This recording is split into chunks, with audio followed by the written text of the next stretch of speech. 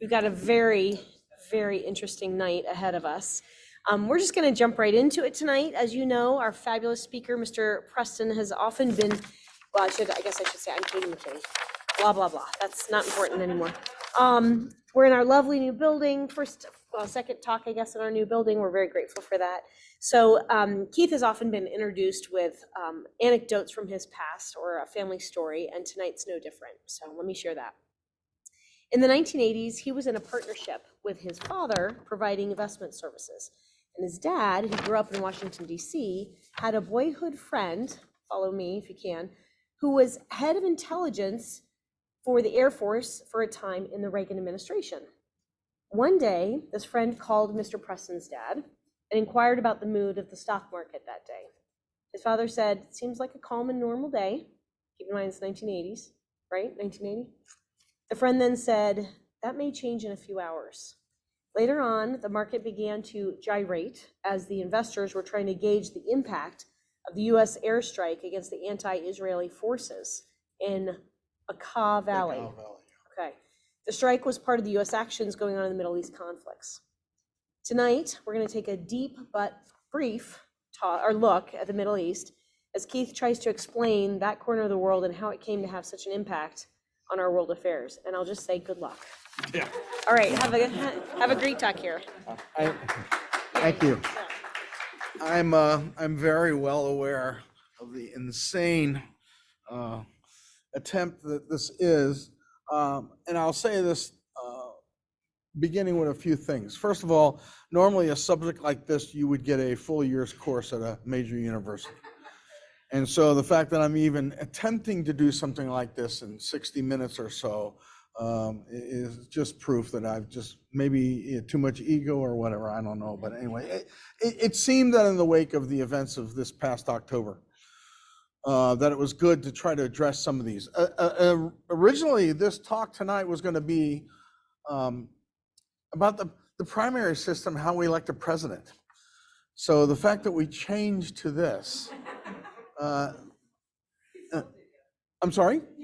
Yeah, that's right. You stay for the second hour, make a donation to the school, and but anyway, obviously with the events of October 7th, it seemed like a good idea to kind of go over some of these things. So one of the things that my wife always tells me is don't talk too fast, so I'll try not to do that. But I've got 22 slides to cover here, and I know you may have questions.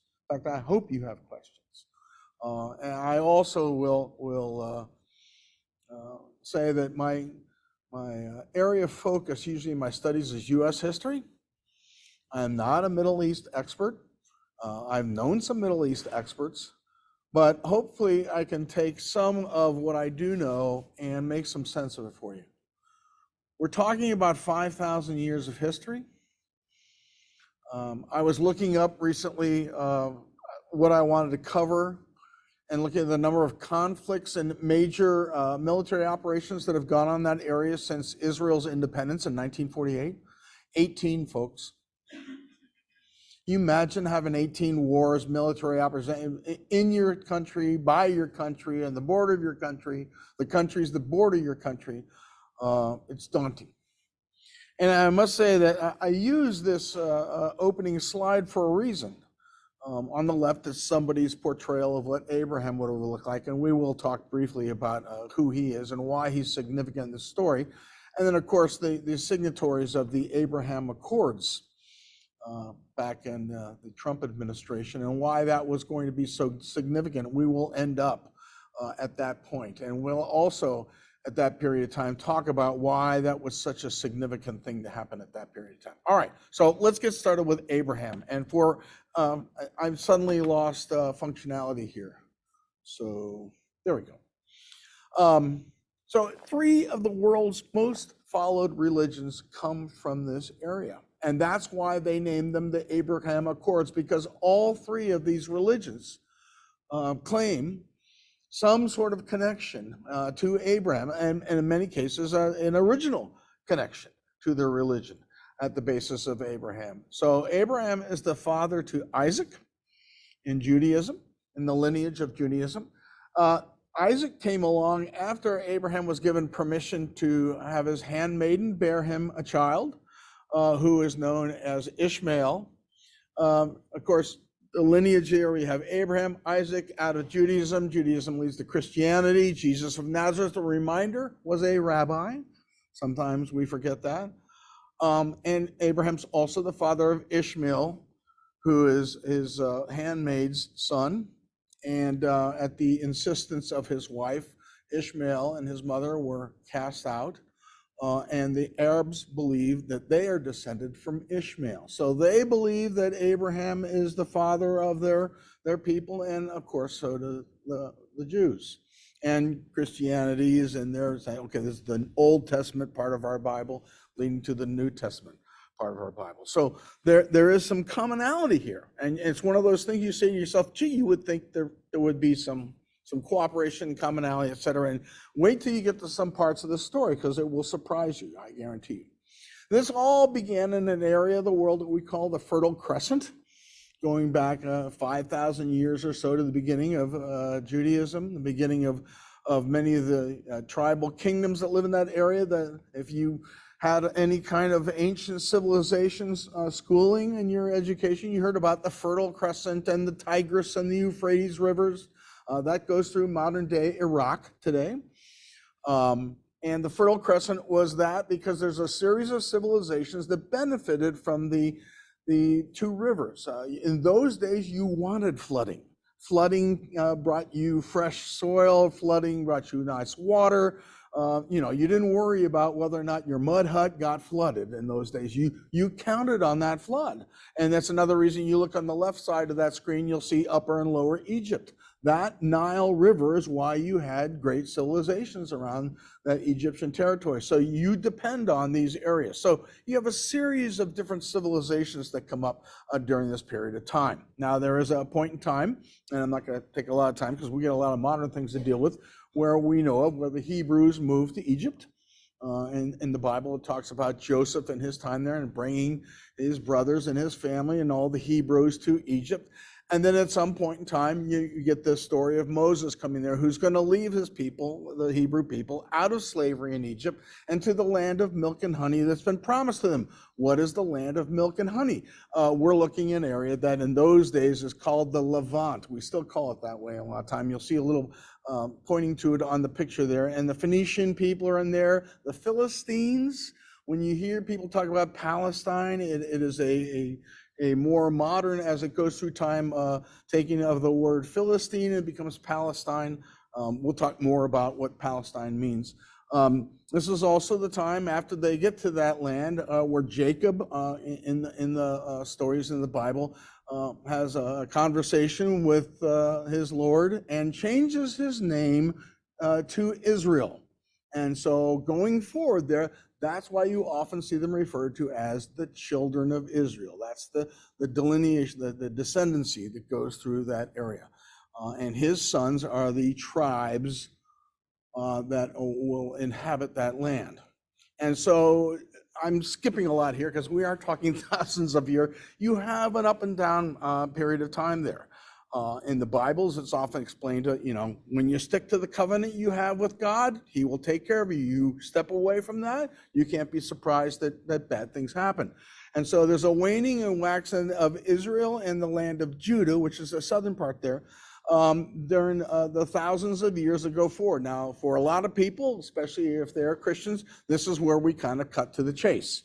During the time of the occupation of this area, which is known as Judea, to the Romans, at that time is when Jesus of Nazareth. And for some time, there had been failed insurrections by the Jews against the Romans during that time, the occupying Roman legions. So when Jesus of Nazareth comes into the picture, and you've had a time there for a while where there have been failed insurrections against the Romans, the idea many people, not all, many people had was that the coming Messiah would be someone who would free them from the Romans, very much like David had fought and made Israel strong, and then his son Solomon, that was what they thought the Messiah was going to be. This is a different Messiah for those who are believing that Jesus of Nazareth was the Messiah. And then, of course, people know the story of the Messiah, the teaching he does for a while, eventual his arrest and eventual execution. By the way, the Jews could not execute him. That's why they had to ask the Romans to execute him. According to the law, only the Romans could do that. So that's why he gets turned over to Pilate and says, you know, if you don't want trouble, we want you to execute this troublemaker we've got here. And so that's why eventually he gets executed under Roman law. And then according to the followers of Jesus of Nazareth, which call themselves Christians, eventually the story of his resurrection and his disciples and followers spread the gospel around the world. Now you're looking at me saying, we know a lot of this. Why are we explaining this? I'm going to tie it all together, okay? Because it does play a part in all three of these religions, and both in ways that you think could unite them and ways that are going to cause divisions at the same time. So stay with me here. And eventually, after Roman persecution, eventually the believers of Jesus of Nazareth, who will call themselves Christians, it eventually is that the world that persecuted Christians for 300 years and made sport out of executing them back in Rome and other places, eventually it becomes the state religion in Rome later on in our story. So we're talking about the mid-300s. Rome is beginning to decline in the city itself. The king of the Romans, Constantine, moves the headquarters of the Roman Empire to Byzantium, which becomes eventually Constantinople, named after him, and today is known as Istanbul, a big city in Turkey. We'll get to that as we go along here. So I just want to make sure that the narrative is in your mind as to where things are going here. All right. Not long after the events that led to Jesus' execution and the first years of the spreading of the Christian gospel around the world, there was again another attempt at a revolt by the Jewish people, and that was crushed in 73 AD. The end of that revolt, you all may be aware of the incident of Masada, where the Jews were and were laid siege to by a number of months, and in the end realizing that they could not escape their fate at the hand of the Romans. Rather than being held and captive and slaves by the Romans, there was a mass suicide that went on there, and that's kind of the end of that revolt. And part of the ending of that revolt is the destruction of the Jewish temple in Jerusalem and the scattering of Jews, both by choice and not by choice, all around what is the known world at that point in time. And it's known as the Jewish diaspora. And so this concept of modern Zionism that we have today, and when you talk about Zionism, there should be a Jewish homeland. It should be where historical Israel is. And those who continue to support that are known as Zionists. Certainly all the Islamic people who want Israel to go away refer to anybody that wants to protect Israel as a Zionist. And back and forth, Christians were either Zionists or not Zionists. And so we'll come back to that. But I want you to understand what that term Zionism means. That is a belief that there should be a Jewish homeland, and it should be in the general vicinity of historic Israel. Okay? All right. So centuries of persecution of the Jews will at times lead to the Jews saying, if only someday we could, have our homeland back, because they're spread all over. And to give you an idea how far they spread, I remember years ago, one of the things I learned about was during the Spanish Inquisition, which is a persecution of Jews by the Catholic Church in Spain. Many Jews escaped to Mexico, of all places. So they had communities of Jews who had escaped the Spanish Inquisition, went to Mexico and set up their own communities there. So all over places that you would be surprised at. In fact, until recently, it was not unusual to find in all these Muslim countries clusters of Jews that had gone to that place and then set up their own communities within a community there and try to quietly live their lives. And we will talk about them too when we get to Muhammad, because actually in the beginning, Muhammad is helped by the Jews, which was fun for me to find out about, because that was a surprise to me. All right, so enter Muhammad, Prophet Allah. In that darkest area you see there is mostly Saudi Arabia, areas that today are known as Yemen and Oman. Those were the earliest both conversions and conquest of Islam in the early days. And then as the centuries go on, it expands east into areas we would call the Middle East. The pictures you're seeing there of places like Iraq and Iran, they are not those countries at this time. Iraq would have been known as Persians when you read about Persians. That's who the Iraqis are. In fact, that's one of the things I think that Americans have a hard time understanding, is that you would no more say that a Muslim or Muslims would be like X than you would say that about Christians. You would say, if you were a Christian, you say, are you talking about Baptists? You're talking about Catholics? You're talking about Presbyterians? And that sort of. You have all these different groups and sects within Islam too. And when we talk about modern times here, most of modern Islamic countries are Sunni Muslims. It's a more, at least to our viewpoint of it, a more moderate view of Islam. And then you have about 10 or 15%, which are other groups, which are, we would look at them and say they're more extreme. They would say they're, cleaving closer to Muhammad's original vision, or certainly what they read and interpret in the Quran, which is their main text, which is mostly things that Muhammad got through his inspiration.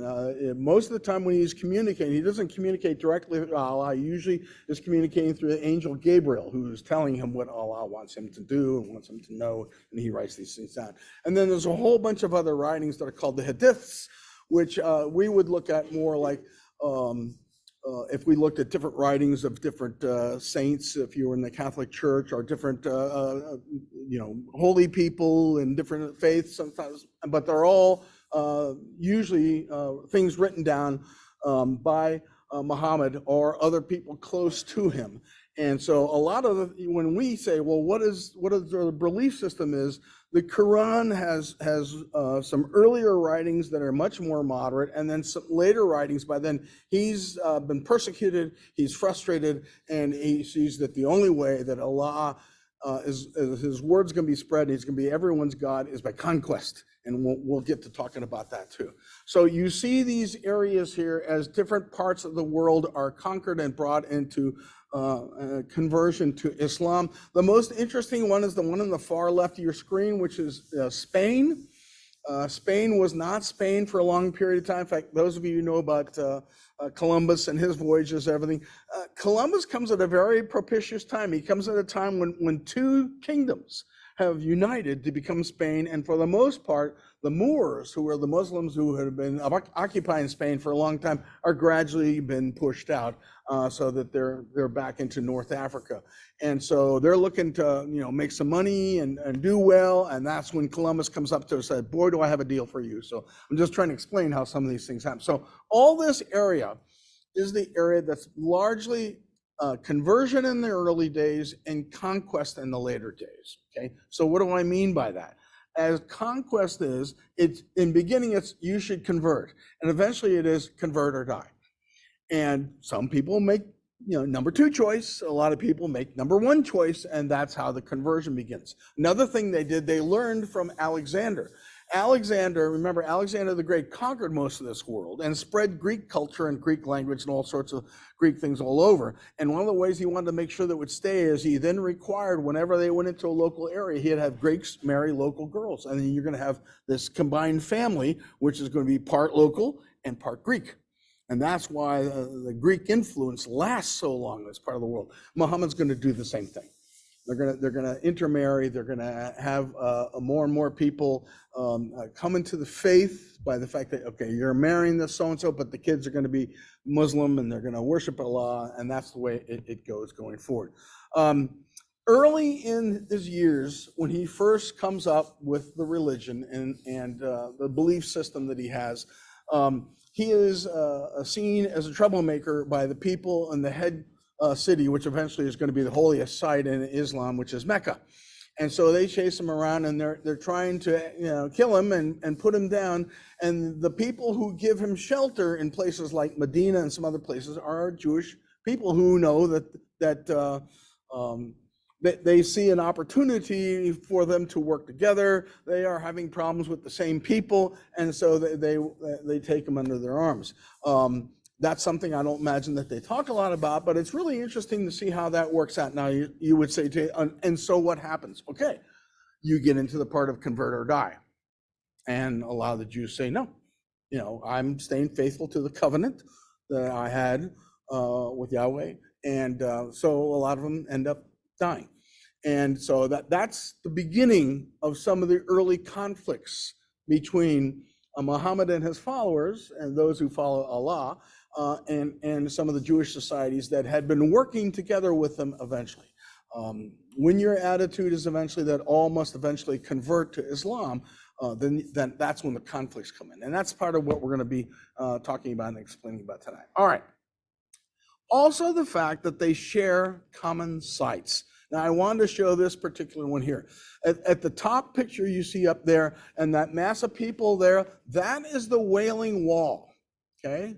The Wailing Wall is the one main surviving wall of the ancient temple that Solomon had in Jerusalem. So that's one of the holiest sites for Judaism, is to go to the Wailing Wall. You'll see oftentimes, especially American politicians who want to be thought of well by the Jewish voters in their district or their state or their country, will go there and write down a prayer and put it in the little corner of the Wailing Wall, and that's something that you do.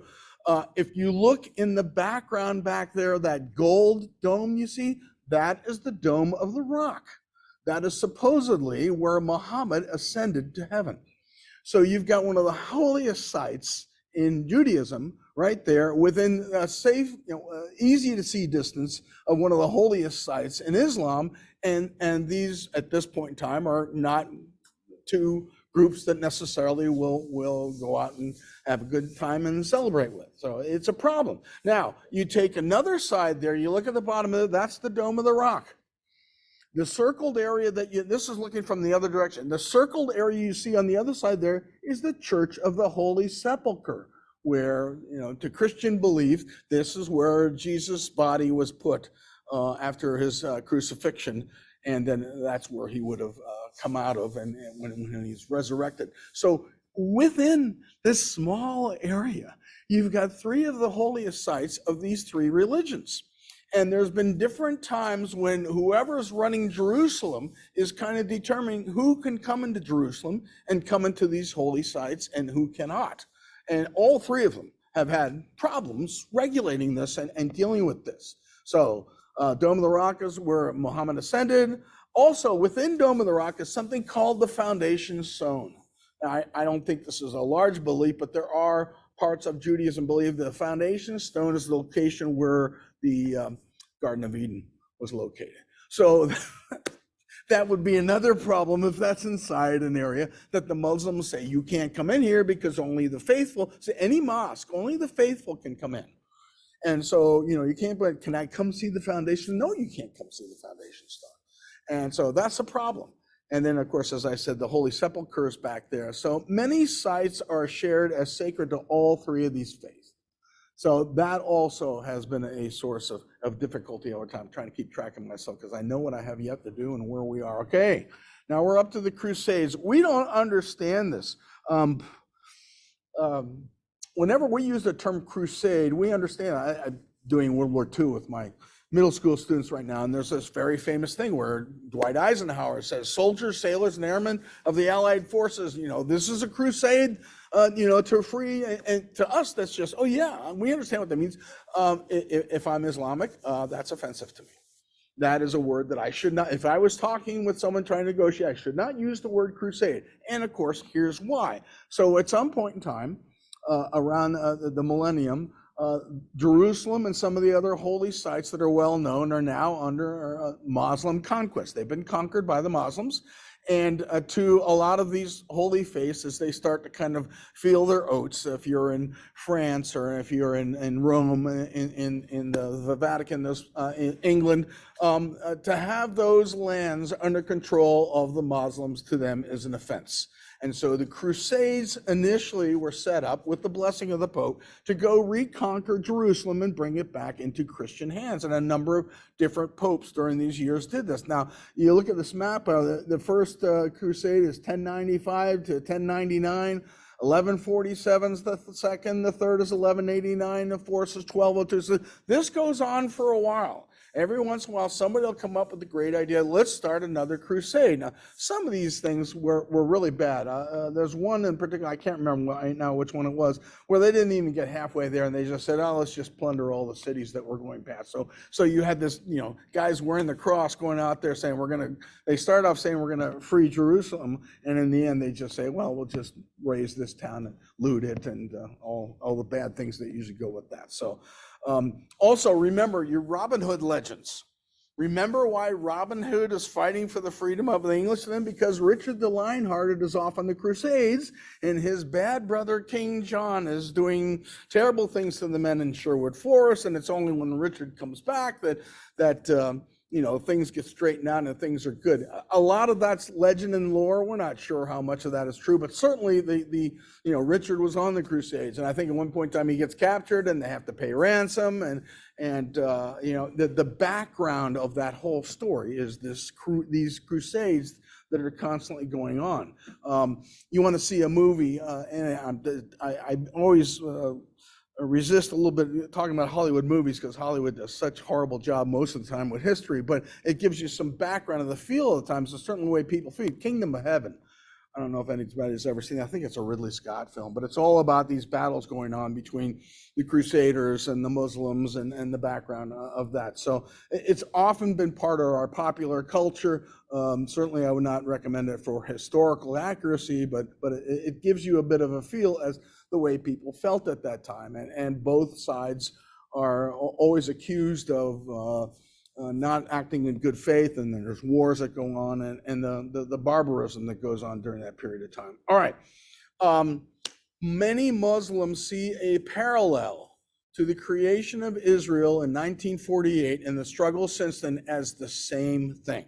Now, we would disagree with that. So wait a minute, the UN and the whole thing that was done with the partitioning, and we'll get to that in a little bit, but I'm just saying the way it's taught, okay, let me put it that, the way it's taught in a lot of these schools is that this is a continuation of the offense of the Christian crusaders who are constantly, number one, obviously in their minds, going against Allah and his people and committing atrocities. And of course, then they say, well, what about the atrocities? And that's where we are, going back and forth on the same. I'm trying to give you a little context to that. All right. We get into the 1500s for a long period of time. The empire that is in basis a Muslim empire, the Ottoman Empire, has tried several times to take Constantinople, which, as far as they're concerned, I mean, it is in what's today present-day Turkey. So that is land that they thought, we should be able to have that. We should be able to conquer that. And many times they tried to and were unsuccessful. There's a long Moorish occupation that we talked about over in Spain that has long-term, not just political, but also artistic. Moorish architecture has got its own focus, and so there's a lot of influence there. There's a number of times where the Christians had fought against Islamic armies. People, probably most of us in school learned about Charles Martel and his victory at the Battle of Tours in southern France, which stops the Moors who were trying to leave that territory in Spain and trying to go into France as well. And so his victory there stopped the incursion of Islamic armies from coming into southern France. In 1453, finally, the Ottomans are successful. By this time, Constantinople has run down quite a bit. A lot of people have left. They know what's coming.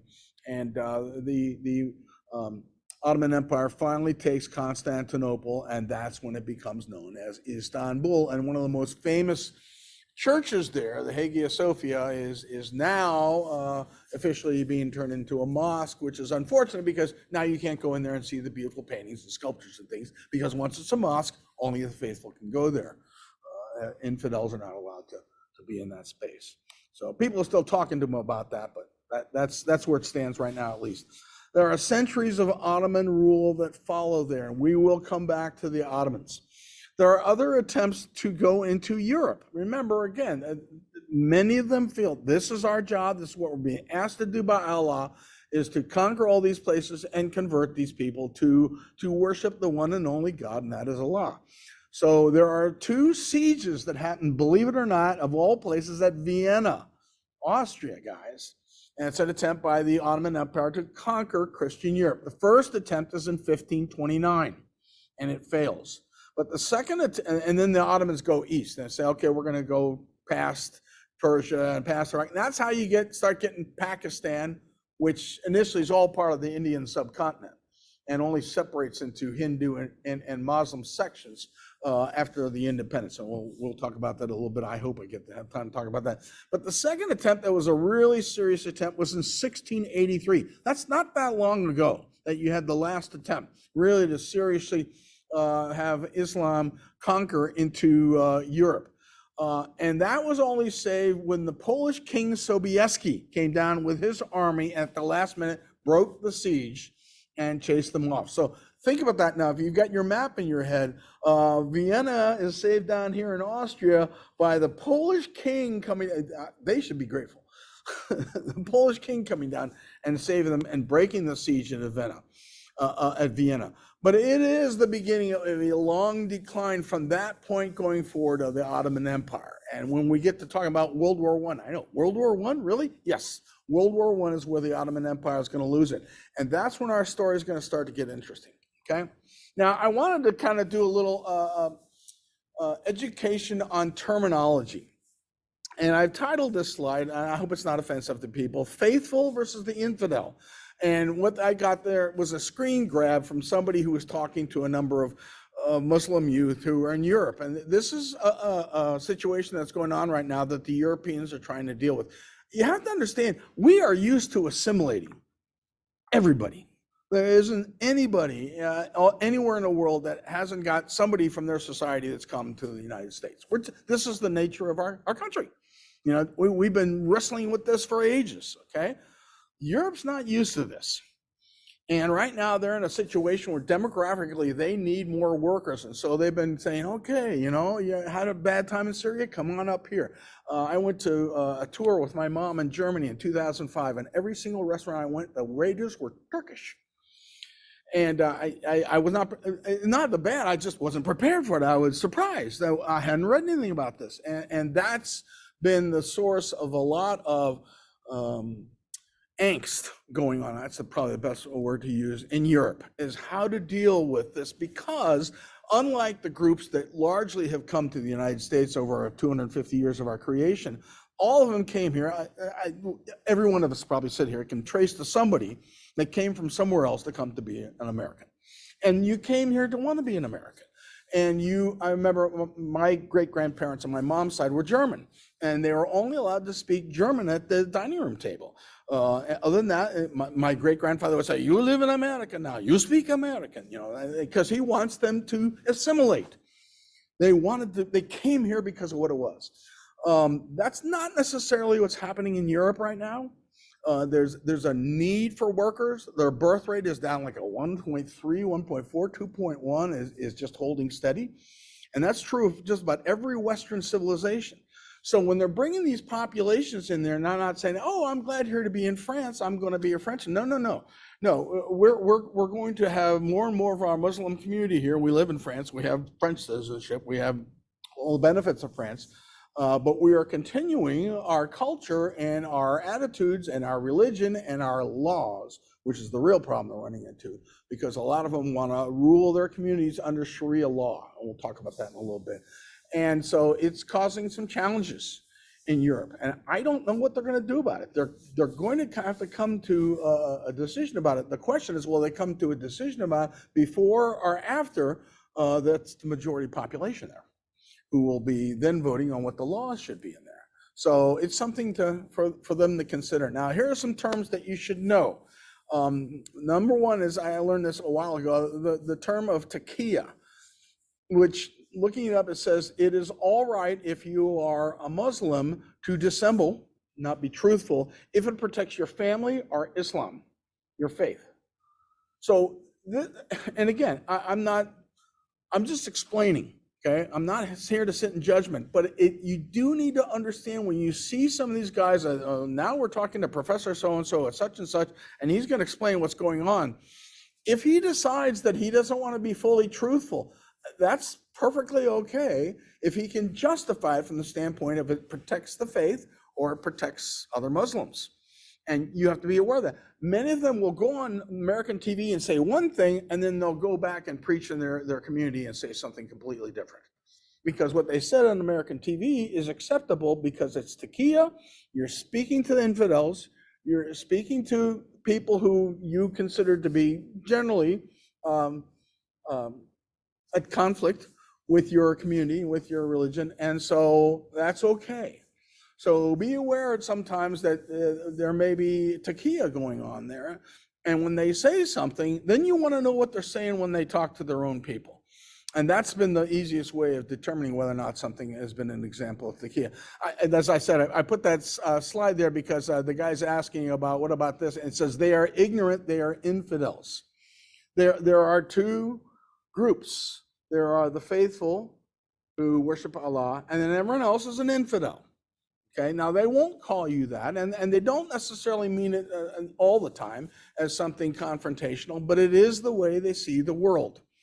And it is, it's not a small thing to consider that part of your reason of being here on the earth is to assist in the acceptance of Allah as the one true God by the whole planet.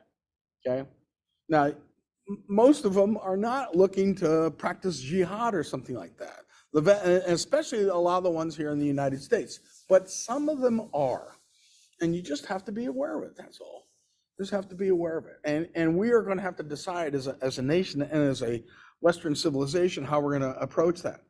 So, you know, if you're speaking to the West, it's okay to lie to the Westerners, the infidels. An apostate, if anything, is if someone was a member of their faith and they leave that faith, they're an apostate. Now, for the most part, in the Western culture, we just go, well, you know, everyone their own. We believe in individual rights and freedoms. We are strong at protecting that. In Islam, an apostate, it's okay to murder them. Okay. Now, it doesn't mean you should, and it doesn't mean that most of them will. But if you go to an imam, if you go to a cleric, most of them will say an apostate, you can't allow that. You know, they knew the truth, they've left the truth.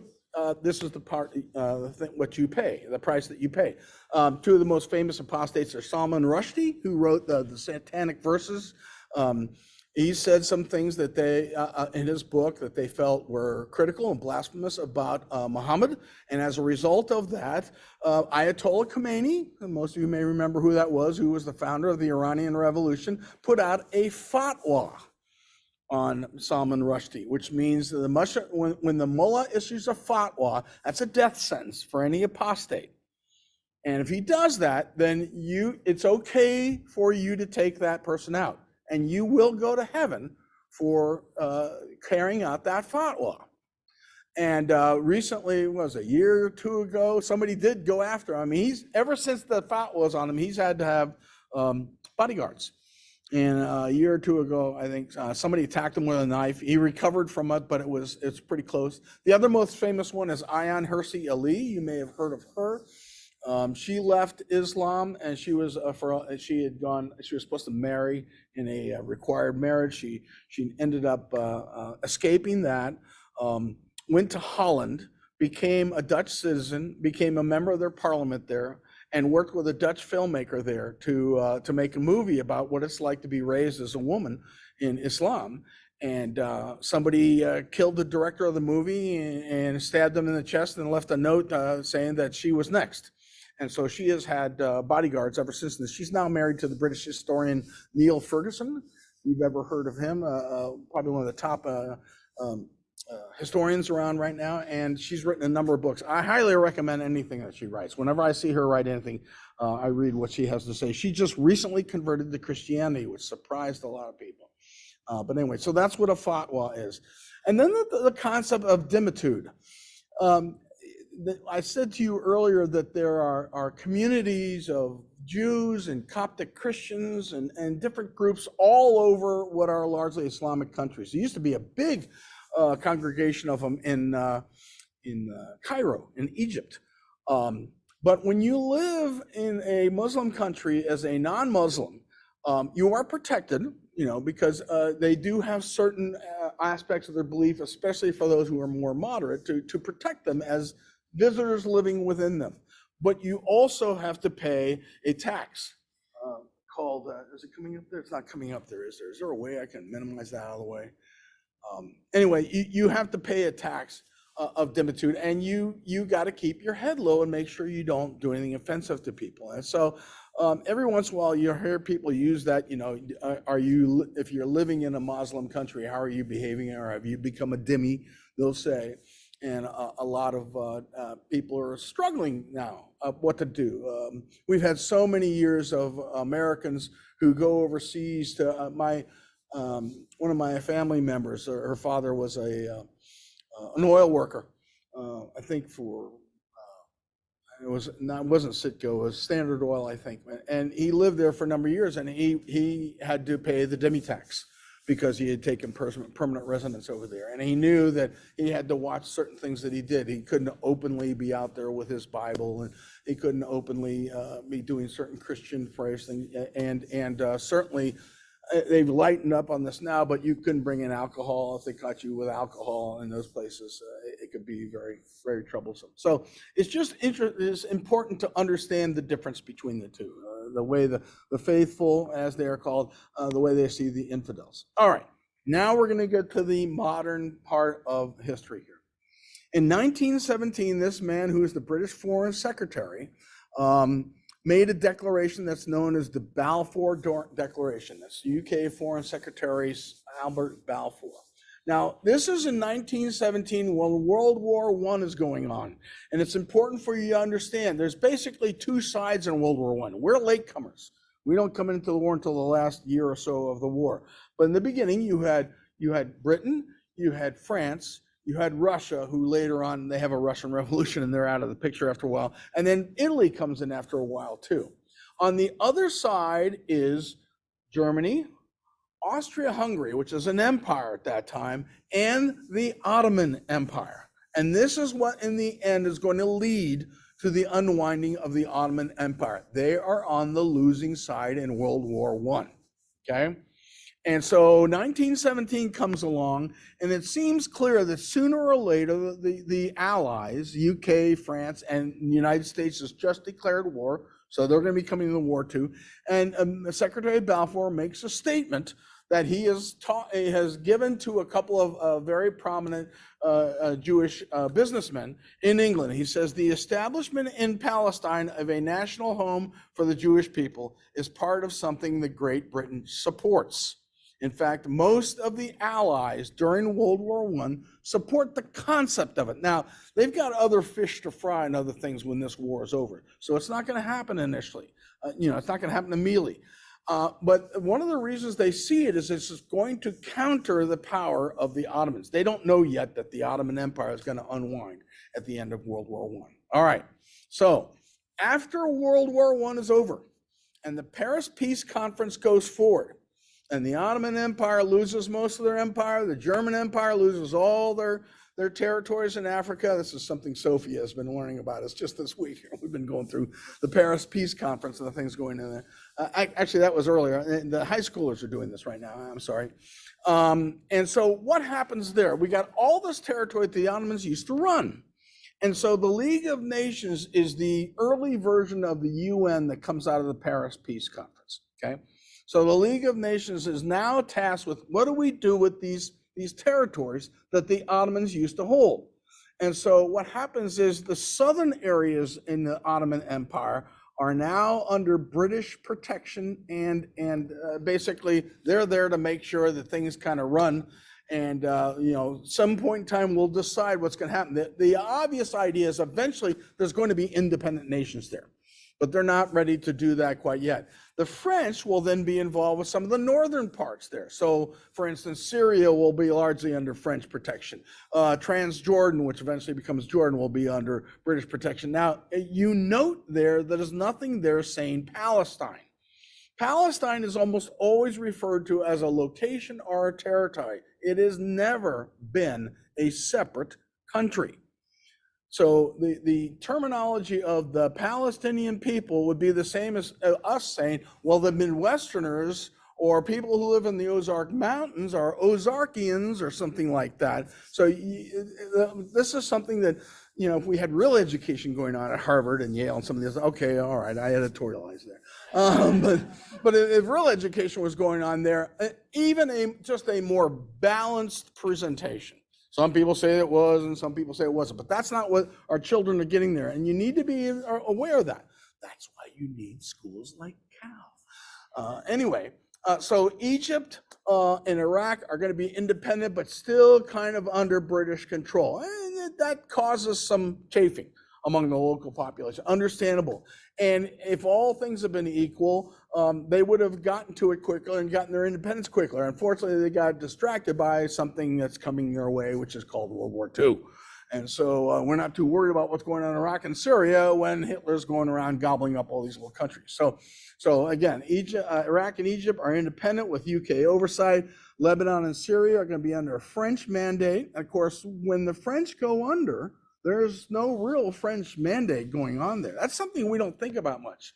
When the Germans defeat the French in World War II and kind of occupy the place, who's running the show back in these French colonies? Who's running French Indochina? Who's running? Well, the Japanese come in is what happens there. Okay. Anyway, again, this is another time when the Zionist movement rises up again and say, look, you got all this territory. You certainly don't want the Ottomans in there. We're friendly to all the European powers, the League of Nations. Wouldn't it make sense to set up a modern day Israel in that territory? We promise it'll be democratic. We promise it'll be friendly to Westerns. We promise it'll be friendly to everybody. Okay. And so they were looking to have an Israel like you actually have today. Unfortunately, the League of Nations falls apart. 1931, they say, hey, Japan, you got to get out of Manchuria. You just invaded. The Japanese said, nope, we're just leaving. They left. And when the Germans took over the Rhineland, they left. So basically it unwinds because the League of Nations didn't have any teeth to hold anybody in check who had committed an act of aggression. Okay, so that's World War II starting to come on there. So World War II happens, and Hitler is taking over all of Europe. And the Grand Mufti of Jerusalem sees an opportunity to talk to someone and say, hey, I got a great idea. This is supposedly under French control. You've got them underhand now. British control, they're not friends of yours. I think it'd be a really great idea to have some independent countries here. Wouldn't you like to support us? And he offers an Arab revolt in the region against the British and the French if Hitler will give them the okay and provide them with some resources.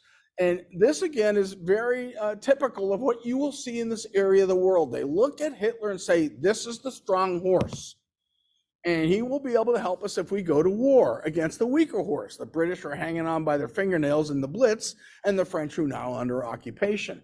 But Hitler didn't want chaos in that area of the world either. And again, remember, this is when we're just in the early decade or so of oil exploration in this area. So that's going to change the game too, but it's not really that part.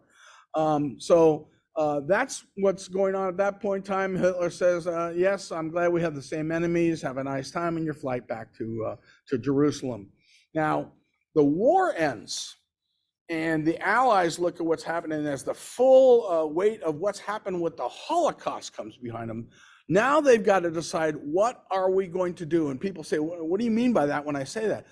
You have to remember, the people who had been rooted out of Russia, the people who've been rooted out of Poland, the people who've been rooted out of Romania, Bulgaria, guess what? Those are all Iron Curtain countries, going to be Iron Curtain countries now. Stalin does not want Jews coming back into his kingdom. So here you are with all these people who are ripped from their homes. They're not allowed to go back home. And these other countries are going, oh, we got our problems. We don't want them coming there. Now, the United States took some, but we didn't take all of them.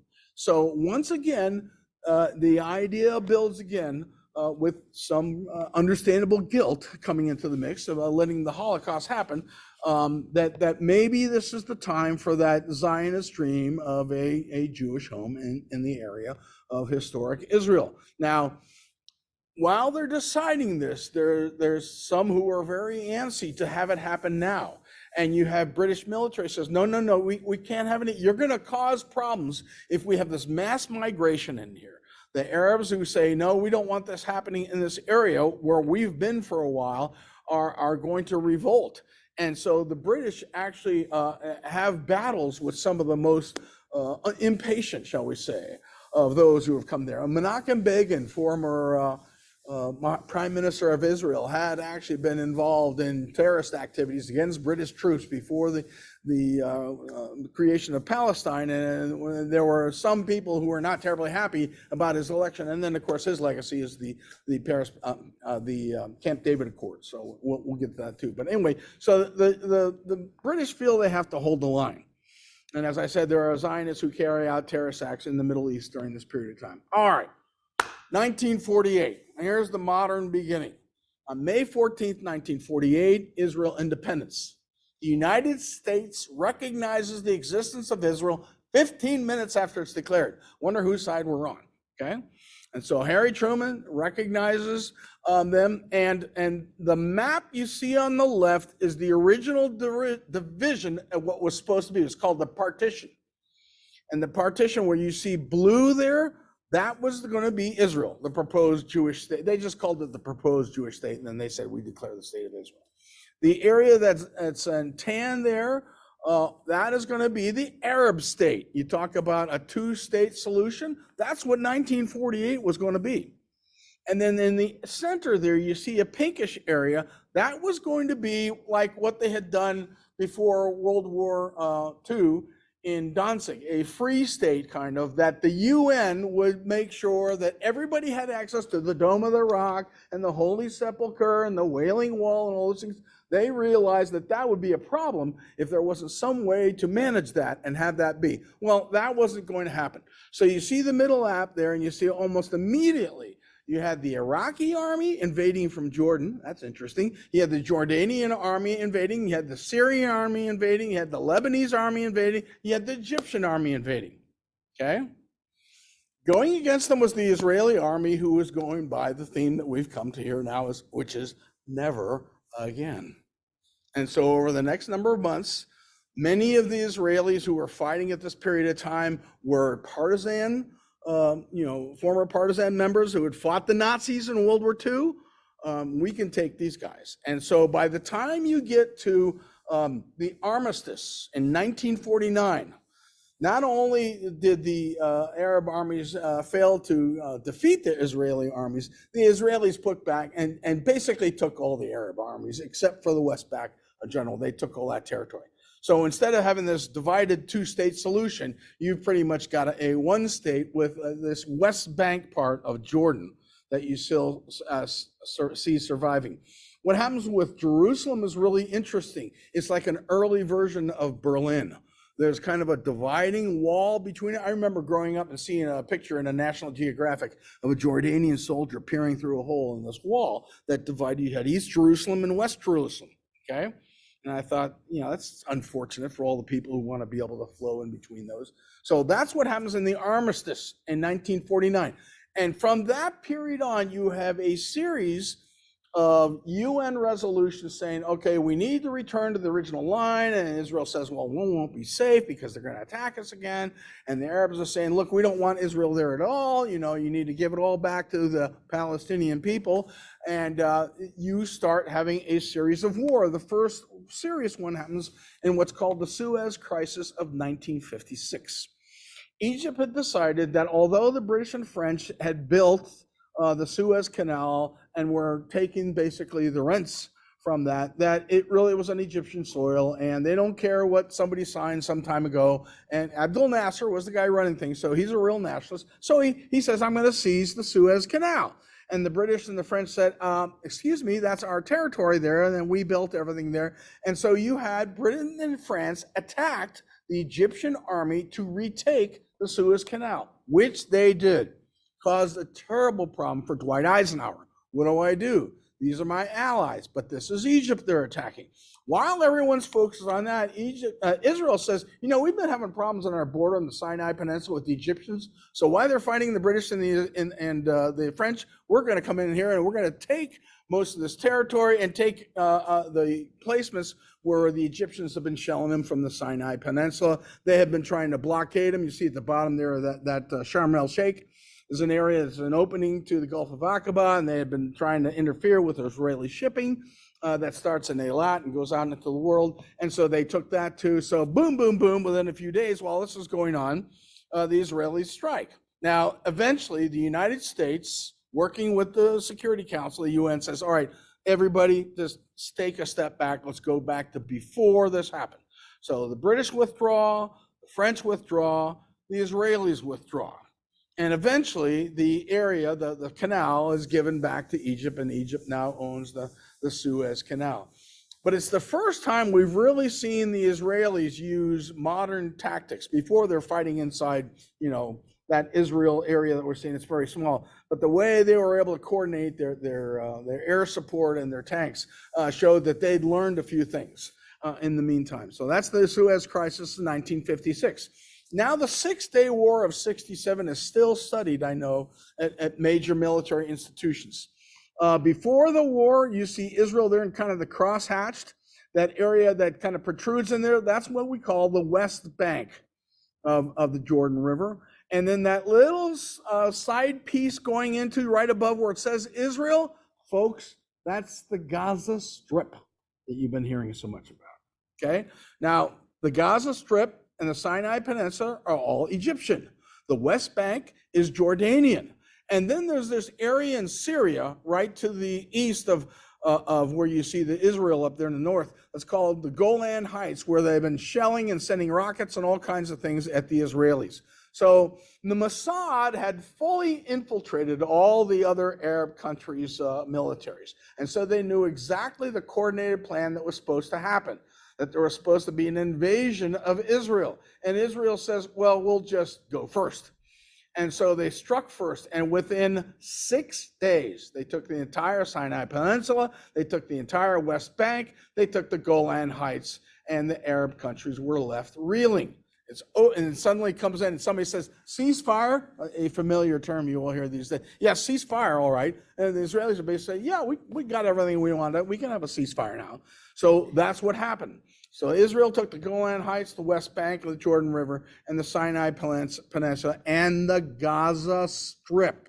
We will come back to that, because you're going, what's Gaza? What's the Gaza Strip? This is where we start talking about it a lot, okay? 1973, just a few years later, and I promise those of you who are on there going, look at your watches, I'm not too far away from being done here. But as you can see, there's a lot to cover, isn't there? So 1973 is what we call the Yom Kippur War. Egypt's Anwar Sadat decides that he's going to attack on the Jewish holiday Yom Kippur. Israelis will have their guards lower, and he was right. And in the beginning, the Egyptian troops made quite a bit of inroad into the Sinai Peninsula. And Syria, which had joined in, starts attacking in the Golan Heights, which is up there in the top right there, so in the light color. Not much was happening in the West Bank, because the Israelis keep pretty good tack on that. So initial victories by both the Egyptian forces and the Syrian forces, because of surprise, are quickly counterattacked by Israeli forces, and they take back just about everything they got. Now you see on the map there, those areas that are in red, those are areas that the Egyptian army was successful in taking. However, the Israelis took this area in Egypt that had not been taken before. So it's one of these things that said, tell you what, I'll go back to where I was, you go back to where you was, and we'll leave it all there. But more importantly than anything, they keep the Sinai, they keep the West Bank, they keep the Golan Heights. Okay? Now there's a reason why this is important. In particular, in Sadat's case, Sadat had been an army officer in the Egyptian army. It's the first time that they felt they kind of won one a little bit against the Israelis. And that actually was something that Sadat was able to use and being a bit of a hero to the Egyptian people. And he was persuaded by President Carter to come to the Camp David and meet with the Israeli prime minister and work out the Camp David Accords. And so it's really important to understand that Sadat takes this land that he's able to show that he's done well with, got an army that could take on the Israeli army one-on-one. And so when the agreement is signed, Egypt gets back the Sinai Peninsula and the Gaza Strip in exchange for making peace with Israel. And everybody in the West is saying, see, the Israelis will be happy to exchange land for peace.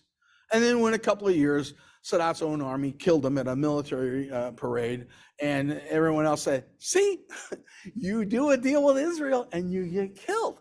So that's why it's been very difficult for anyone else if they even had the idea of doing that. Now, Jordan has signed a peace agreement. They basically acknowledged that they're probably never going to get that West Bank back. But there's a certain amount of autonomy that they let the West Bank have, the Israelis do.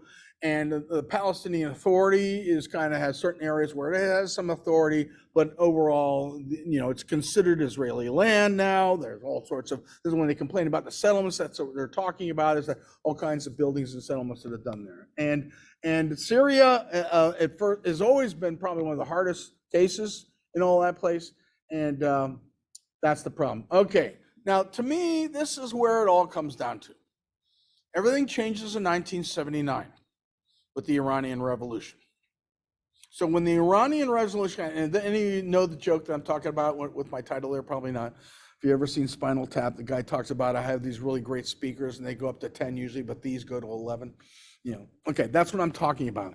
The Iranian Revolution turns it up to 11 as far as the attitude towards Israel. So the 1979 Iranian Revolution brings a large, rich population to the mix. The Iranians, again, I say are not Arabs. I'm not saying it's bad or good. It's different. They're Persians, highly educated. Before the Iranian Revolution, you could have walked through Tehran and in some place, especially on the university campus, you would have thought you were in Europe. Not now, not since the Iranian Revolution. And as a result, they're looking to spread Islam. And one of the more aggressive sects within Islam is the Shia sect. Most of Iran is Shia.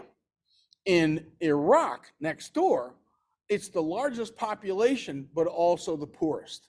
So southern Iraq is Shia, northern Iraq is Kurd, and in the middle of Iraq is Sunni. Saddam Hussein was Sunni. But the Shia now, because of their population, because we said, hey, you've got to have a representative democracy in Iraq. And then the Shia said, great, because they're most of the population. So most of the representatives in the Iranian government are Shia. And that's one thing that we worry about, because some of them sometimes work with Iran and they help Iran. They'll let Iranian guys go through this. So they're very aggressive. They're letting Islam spread through these more aggressive Shia armies. And remember, they went to war with Iraq for a number of years when our hostages were being held. This war between Iran and Iraq started. They are the sponsors of Hezbollah, which is down in southern Lebanon. That's why Lebanon is a basket case, because you really don't have an effective country government there. You have Maronite Christians and some other groups there, but in the southern part, Hezbollah runs things, and Hezbollah is completely controlled and funded by Iran. And when we were in Iraq, in Iraq war, most of what was going on was Iran was funding the weaponry that was mutilating our soldiers in the independent explosive device. And so that's really been Iran. Right now, our current government is trying to make a deal with Iran. I don't understand that. Iran has been responsible for more American deaths in the Middle East than almost anything. They fund Hamas, okay? And they train Hamas. Now, they're not a fully owned subsidiary of Iran, but if the Iranian government changed tomorrow, the Iranian people would be our allies and Hamas would be out of business. Anyway, and Hamas has also been involved in attacking Saudi Arabia. And so is, Iran has. I don't know if you remember that, did some missile strikes on some of their recent, it's just their way of kind of saying, don't forget we're here. Also, they're trying to make a bomb. That didn't show up in there, did it? The Iranians are probably close to having at least one, maybe 2 or 3 bombs.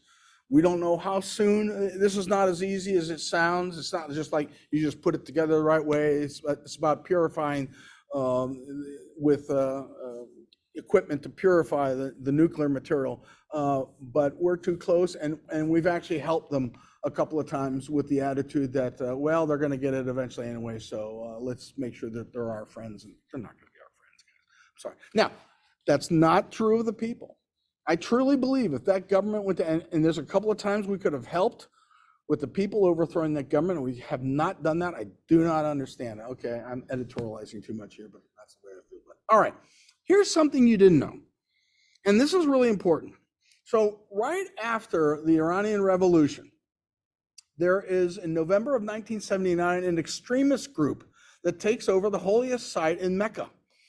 Inside the Grand Mosque is the Kaaba. This is the probably a meteorite. It's a stone that's very holy. Everybody goes around it 9 times when you make your Hajj, your pilgrimage to Mecca. So this guy who said, I'm the next Mahdi, you know, he's crazy or whatever, but he had a bunch of people who believed him, and they weren't prepared for this. And these guys got inside there and killed a number of people. And now Saudi Arabia is in trouble. See, Saudi Arabia has both the privilege and the problem of having to care for 2 of the holiest sites in Islam: Mecca, where the Grand Mosque is, and Medina, which is where Muhammad had to go hide out when he was being persecuted. So these are very holy sites in Islam. And so whenever something goes on that's not quite, I'm going to have to use the word, kosher in the Islamic religion, the Saudis get into a lot of trouble. You know, there's too much drinking going on by all the sheikhs in there. There's too much doing this and that. And so they are under, the Saud family is under a lot of skepticism and watching at times. And by the way, Osama bin Laden, the reason he went off to be to go after, become a warrior, a jihadi, was because he got kicked out of Saudi Arabia because he was going against the royal family, against the Saud family. So he said, well, I'll go fight Russians in Afghanistan. That's where he started. We gave him weapons to do that. And then after that, he thanked us by knocking down 2 of our buildings and killing a lot of people. Okay. So the Saudis struggled to put this revolt down, and what eventually happened is a secret agreement. There's a great book on this. I wish I could remember right now, but I read it about a summer ago. They made a secret agreement with a lot of the clerics who had been very upset about the way things are going in Saudi Arabia, and a lot of them are thinking, this is our time. You know, we got this revolution in Iran. Iran's very oil rich. Iran's very educated. You know, someday we're going to get a bomb, and then we'll go take care of Israel. And don't think that's not some of the thought that was going on at that time. So here's the secret deal they made. They made a protection deal, like you would have seen in The Godfather. In exchange for protection from any future attacks on the Saud family, personally on the Saud family, the Saudis would use their oil money to fund madrasas all over the world. Madrasas are Islamic schools, and a lot of the terrorists that have been coming out with particularly extreme viewpoint of what jihad is and about the West are first taught in these madrasas, okay? So these schools are often the source of jihadi fighters all around the world. There's ones in Indonesia and Philippines and the Middle East, all sorts of places. Okay. The picture of the guy in the bottom there is the guy that claimed he was the Mahdi, and that was, they eventually executed him. But a lot of people had believed him enough to make this happen. Now, the question that had been asked recently when the Abraham Accords were moving forward is that one of the rumors had been that the guy who runs Saudi Arabia right now is the crown prince. He's going to someday be the king. His father's like 79 and not there. And his name is Mohammed bin Sultan. And of course, one of the things they're doing right now is he's the one probably that made the call on that one journalist being murdered because of things that had been done. And that's the way you did things in these countries. Anyway, the rumor had been that they were going to end the funding for the madrasas, that they're going to step away from that agreement.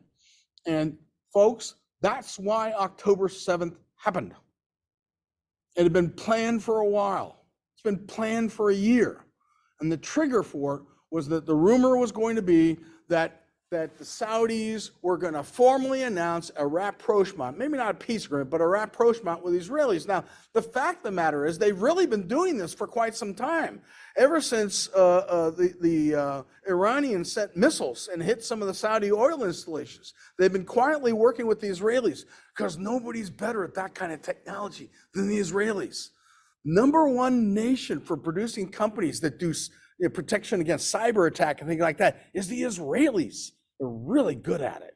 And a lot of times when we sell them our planes and our technology, the Israelis say, okay, we're going to make some modifications on it. And we go, we don't want to know what you're doing. You know, do whatever you got to do. And they go in there, and it's amazing the things that they've done. The Israelis are really amazing. And they've been helping the Saudis do that to their planes. Whenever you see the Saudis just bought a whole bunch of whatever it is, and then the Israelis are coming in there quietly and helping them, gear it up, because they are deathly afraid of the Iranians, as they should be.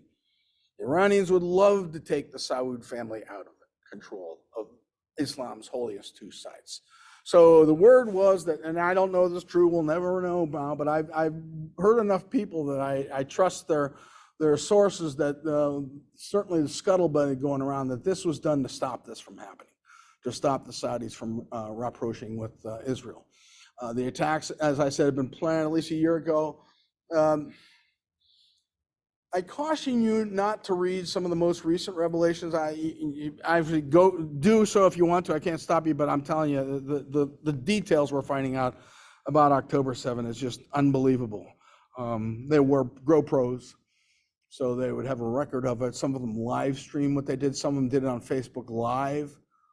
It's just most unusual, uncivilized behavior. Now, so I was doing some reading up on that, and I particularly read a lot about Muhammad's time once he became a warrior, as opposed to just a converter, and a lot of the same stuff. So and what I'm saying is that if these guys are going to schools and they're reading parts of the hadiths and all these other things about things that Muhammad did, they think they're completely in line with what their founder did when they do these things. They see it as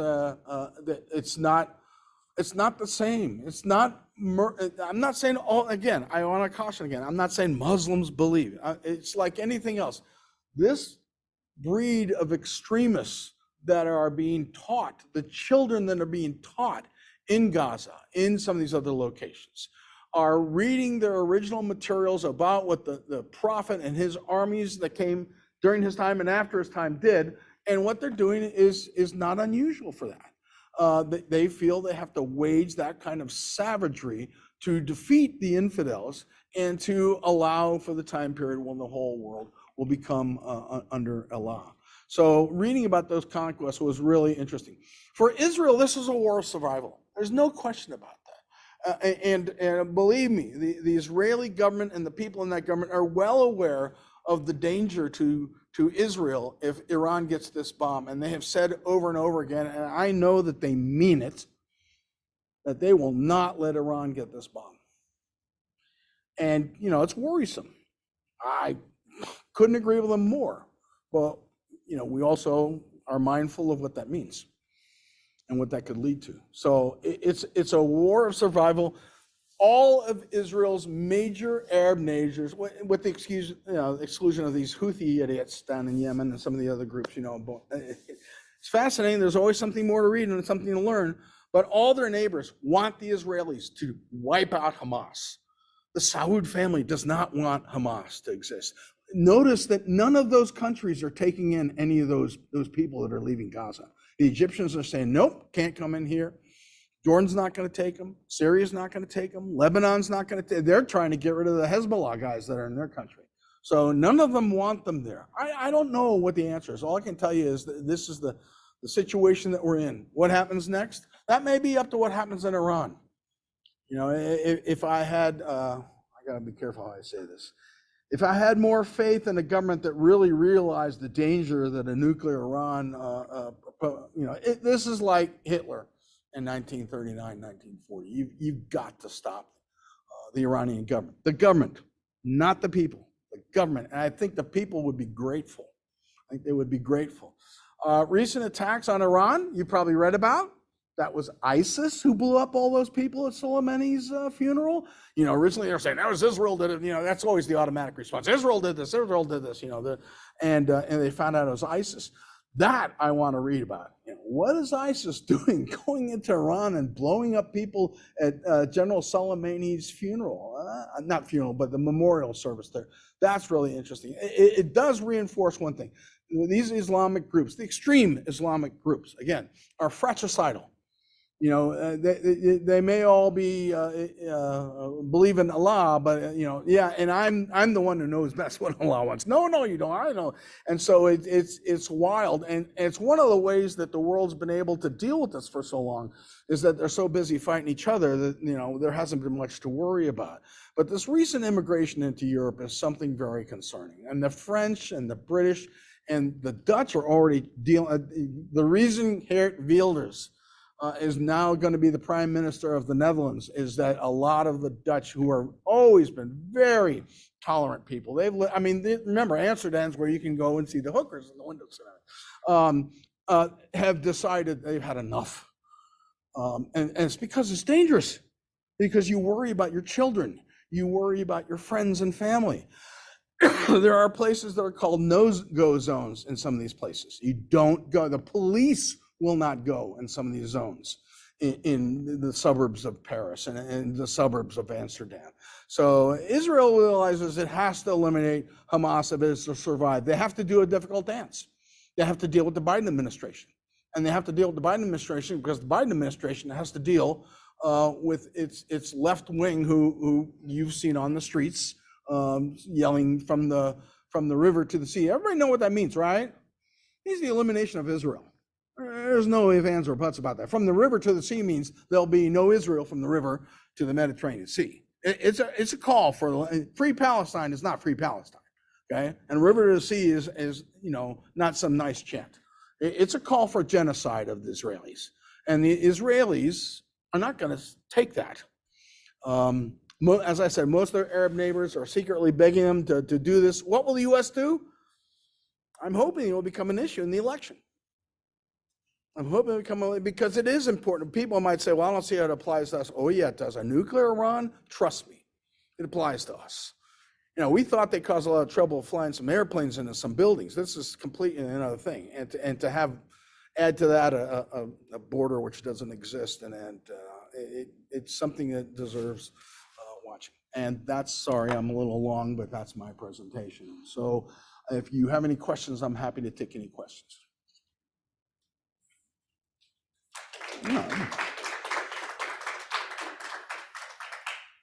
Yeah. Yes. Yes. Oh, sure. Oh, sure. Yeah. Yeah. Well, they're not killing to convert now. The question is that I said a lot of times that they were trying to convert, and you know, if you had a point in time where you convert or die, they're not doing that. You would be surprised at the number of conversions they're getting in Europe, in America. Oh yeah, I run into them. I run into somebody I know was not an immigrant from that area, and they obviously, from their garb and everything, have converted. And for some people, that's why I say you can't say, I look at a Muslim, he must be a terrorist. No, that's not true at all. But the ones who are doing that are using some of the beliefs of their faith to justify what they're doing.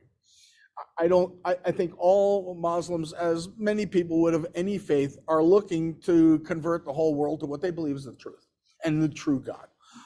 But you have some people, as we have seen in many different faiths throughout history, who have used that to be aggressive. And I think that's what's going on here. But I do think there is a certain amount of conversion that's going on that's purely religious conversion. And I think it's more because of the customs and the lifestyle and the way going forward that.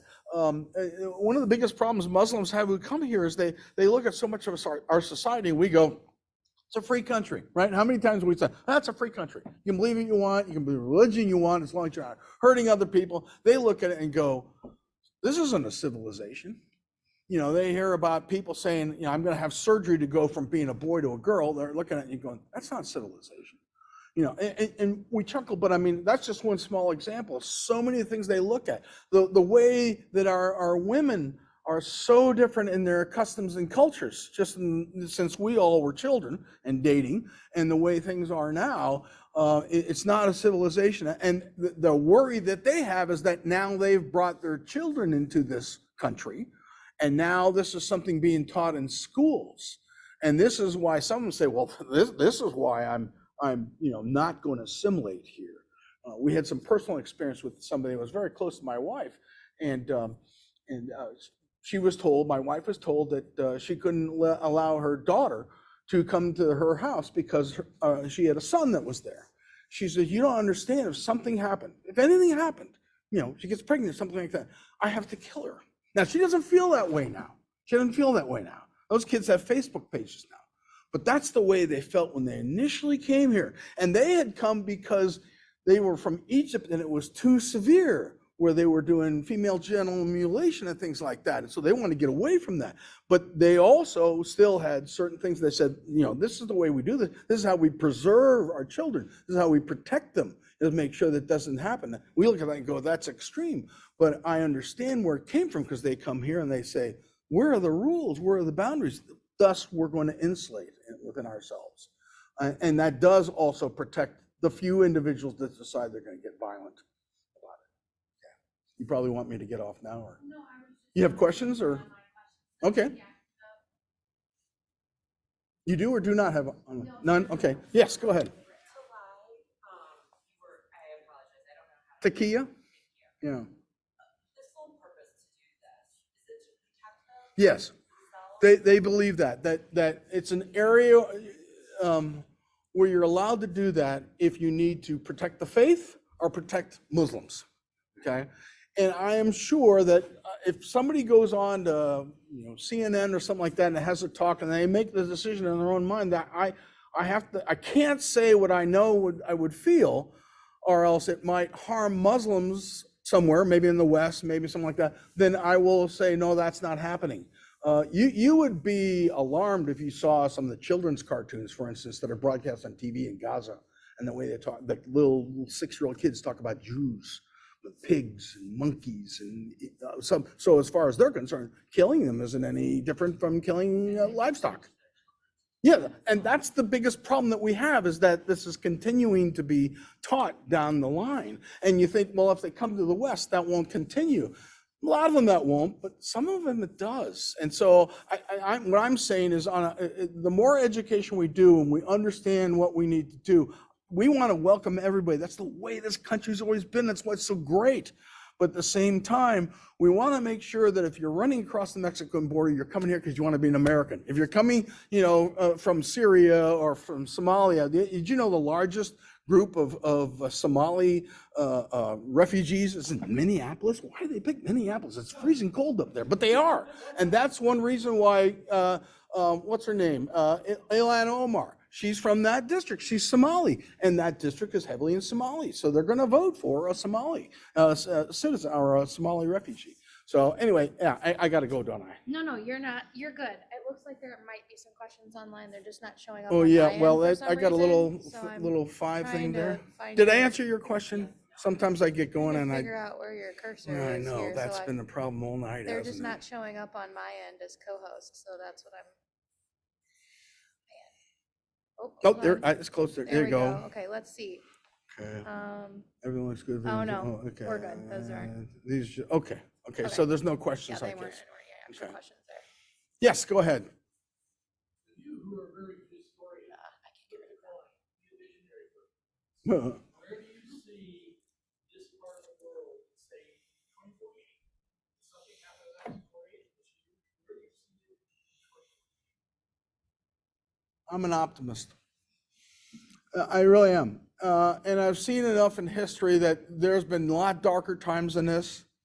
Boy, May of 1942, I remember my mom told me, she lived through World War II. She said for 6 months, there was nothing but bad news.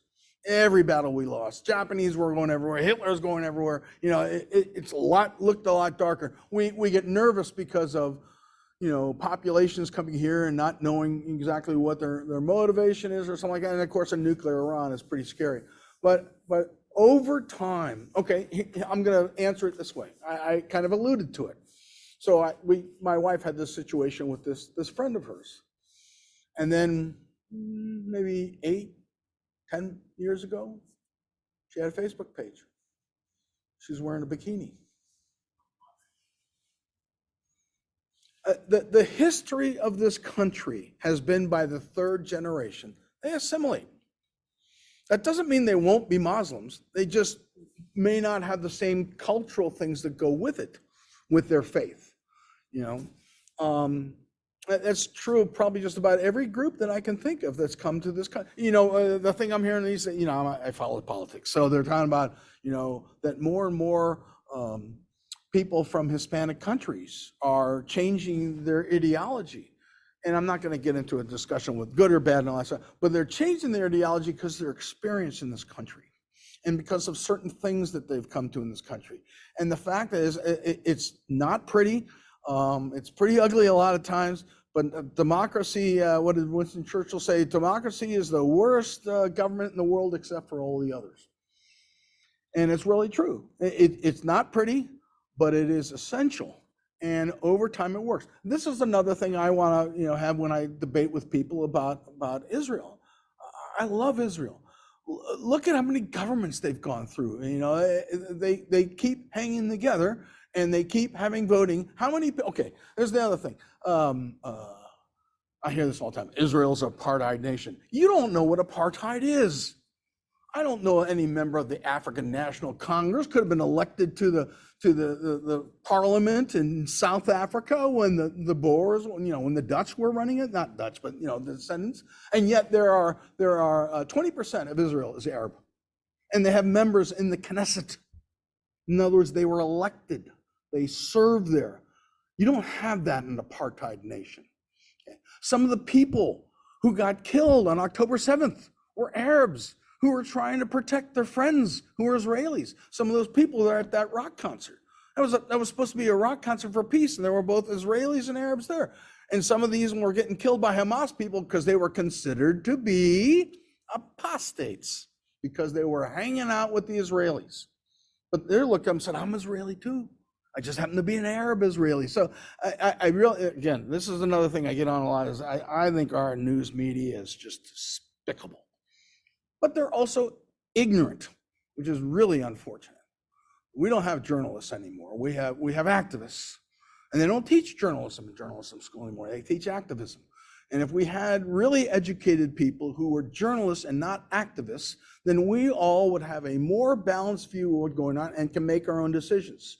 But there are some who, I guess, think that we shouldn't be allowed to make our decisions. Our decisions are made for us, and I will not live in that kind of a country.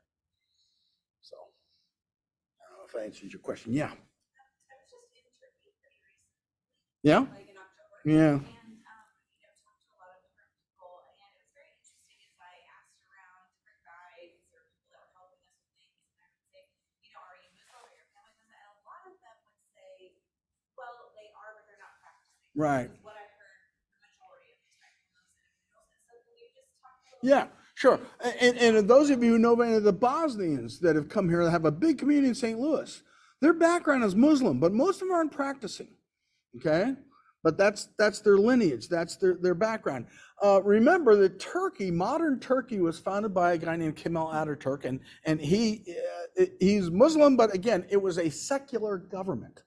Now, Erdogan's trying to change that, and that's a real problem because he's in NATO, and we got to figure out what to do about that. And hopefully, at some point in time, we'll get somebody that can deal with these kind of issues. But I think the majority of the Turkish people would probably really rather see Turkey take the Kemal Ataturk vision of a Muslim population with a secular government.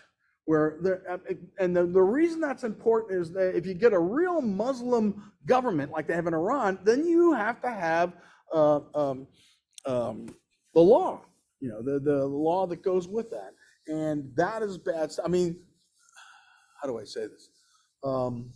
In the law, in Sharia law, you still stone adulterers. One of the ones that always, those of us who are, there's a lot of groups that I follow and news, and the ones that are always interesting is the ones that say queers for Palestine. And the reason that's interesting is because if they were actually in Gaza, they would throw them off the roof. That's what they do in that country. That's what they do in that faith. I'm gay. Okay? And so to me, I'm not trying to make fun of them. I'm saying they're just ignorant. And by ignorant means they don't know things. They aren't getting educated. That's the thing that's so depressing to see this happening in places like Harvard and Yale. That should be, the top of the cream of the crop. And they're ignorant, not stupid. They're ignorant. They have either been maleducated, miseducated, or not educated. None of which are good, and certainly not what you pay $60,000 a year for. Okay, and that's another one. Don't get me started on that.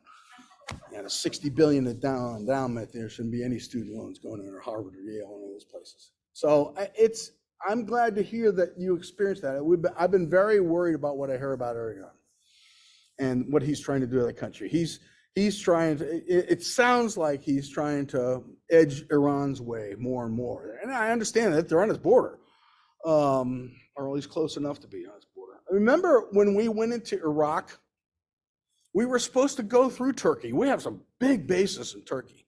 And in the end, the Turkish government said, no, you can't do that. You can't use it. So we had to go other ways. And in the end, we didn't need it. But it was one of those things I said, wait a minute. We were there to protect them when they were worried about the Soviets all through the Cold War. That's how they became part of NATO. If you study the history of what happened with the Cuban Missile Crisis, when in the end, what happened is that we made a secret agreement that we take our missiles out of Turkey that were pointed at the Soviet Union 6 months after the whole crisis was over with. But they have been a very strong, important part, and they still are. The Israel air base there is high tech. I mean, it's like makes Bagram. Don't get me started on Bagram. Afghanistan, what we left there. Oh my gosh. Anyway, so I'm really glad to hear that that's going on. The Turks, I have a little, okay, we talk about the personal feeling thing. Okay, and I'll end on this, okay, because I know I'm way past time.